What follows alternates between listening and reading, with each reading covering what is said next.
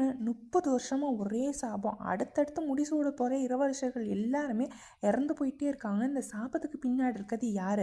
இந்த ஜெய்சன் காலத்தில் ஏற்கப்பட்ட கொரியன் ட்ராமாவோட பேர் தி ஈஸ்ட் பேலஸ். 8 எபிசோடில் நெட்ஃப்ளிக்ஸில் தமிழ் டப்பில் ரிலீஸ் ஆகிருக்கு.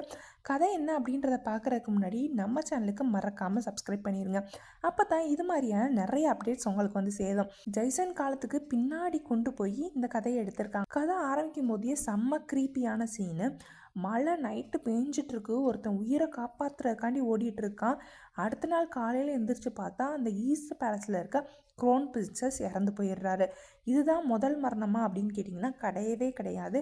இந்த அரண்மனையில் இந்த மாதிரி க்ரௌன் பிரின்சஸாக யார் வரப்போகிறாங்களோ அவங்க எல்லாரும் அடுத்தடுத்து இறந்து போயிட்டு இருக்காங்க. இவன் 3வது ஆள். அங்கே இருக்க எல்லாருமே இந்த மரணத்துக்கு சொல்லக்கூடிய ஒரே காரணம் குளத்து பேய். இந்த குளத்து பேய் தான் எல்லாத்தையும் கொண்டுட்டு இருக்கு அப்படின்னு சொல்கிறாங்க. ஆனால் நம்ம அரசர் வந்து அதை நம்ப மாட்டேன்றாரு. பேயாச்சு பிசாச்சாச்சு அதெல்லாம் எங்களோட ராயல் பிளட்டை ஒன்றுமே பண்ண முடியாது அப்படின்னு கம்பீரமாக கர்ஜித்துட்டு பேசுகிறாரு. ஆனால் உள்ளுக்குள்ளே அவருக்குமே பயமாக இருக்குது. ஏன்னா இன்னும் உயிரோடு இருக்கிறது ஒரே ஒரு கடைசி மகன் மட்டும்தான். அவனும் இறந்துட்டான் அப்படின்னா இவரோட வாரிசு யாருமே இளவரசர் ஆக முடியாது. இதனால கிங் என்ன பண்ணுறாருன்னா 30 வருஷத்துக்கு முன்னாடி இந்த சாபத்தை தடுத்து நிறுத்தின ஒரு சாமியார், அதாவது அவங்க ஊரில் இருக்க புத்த சாமியாரை போய் பார்க்குறாரு. அவர் என்ன சொல்லிடுறாருன்னா, என்னால் முடியாது, எனக்கு ரொம்ப வயசாகிடுச்சு, நான் என்னோட மாணவன் ஒருத்தனை அனுப்பி வைக்கிறேன் அப்படின்னு சொல்கிறாங்க. இங்கே தான் நம்ம ஹீரோ என்ட்ரி ஆகிறாரு. ஹீரோ என்ட்ரி ஆகையில் இங்கே தான் நம்ம ஹீரோ என்ட்ரி ஆகிறாரு. மாசாக என்ட்ரி ஆகிறாருன்னு பார்த்தா லூஸ் மாதிரி என்ட்ரி ஆகிறாரு. ஏன் அப்படின்னு கேட்டிங்கன்னா ரொம்ப சோம்பேறி, ரொம்ப ரூடு.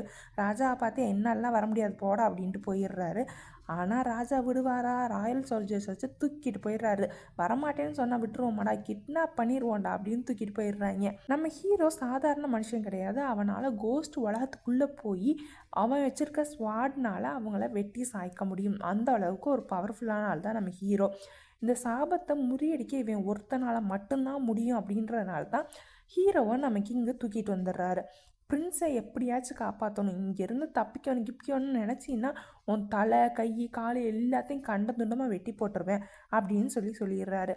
சரி அப்படின்னு நம்ம வெயிட் பண்ணி பார்த்துட்டு இருக்கும்போது ஹீரோயின் என்ட்ரி கொடுக்குறாங்க. ஹீரோயின் பார்த்தீங்கன்னா ஒரு கோர்ட் லேடி.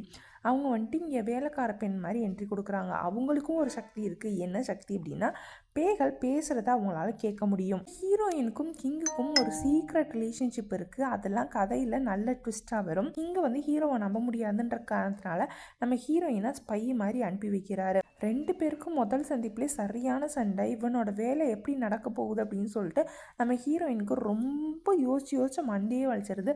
அந்த அளவுக்கு பெரிய டார்ச்சலாக இருக்கா நம்ம ஹீரோ. அதாவது இங்கே இளவரசோட உயிர் நொடிக்கு நொடி போயிட்டே இருக்குது. இவங்க 2 பேரும் சேர்த்து கோஸ்ட் இன்வெஸ்டிகேஷன் பண்ண ஆரம்பிக்கிறாங்க.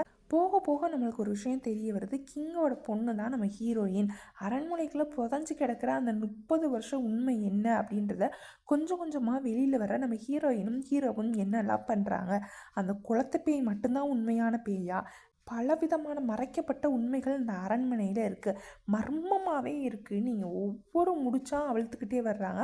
குளத்து மேலே பேய், அப்புறம் வந்துட்டு ராயல் கார்டுன்ற ஒரு பேய், அது மட்டும் இல்லாமல் கிங்கோட அம்மாலாம் சேர்ந்து எத்தனை பேர்த்த கொண்டிருக்காங்க அப்படின்றதுலாம் ரொம்ப இன்ட்ரெஸ்டிங்காக இந்த சீரீஸில் சொல்லியிருக்காங்க. இந்த சீரீஸோட எண்டெலாம் பயங்கர ட்விஸ்ட்டாக செம்மையாக இருக்கும். சீரீஸை மறக்காமல் பார்த்துருங்க. சீரீஸோட ஃபுல் ஸ்டோரி வேணும் அப்படின்னு நினச்சிங்கன்னா கமெண்ட் செக்ஷனில் மறக்காமல் சொல்லுங்கள், நான் உங்களுக்கு சொல்கிறேன். இந்த சீரீஸ் நெட்ஃப்ளிக்ஸில் 8 எபிசோடோட அவைலபிளாக இருக்குது. செக் அவுட் பண்ணி பாருங்கள். என்னால்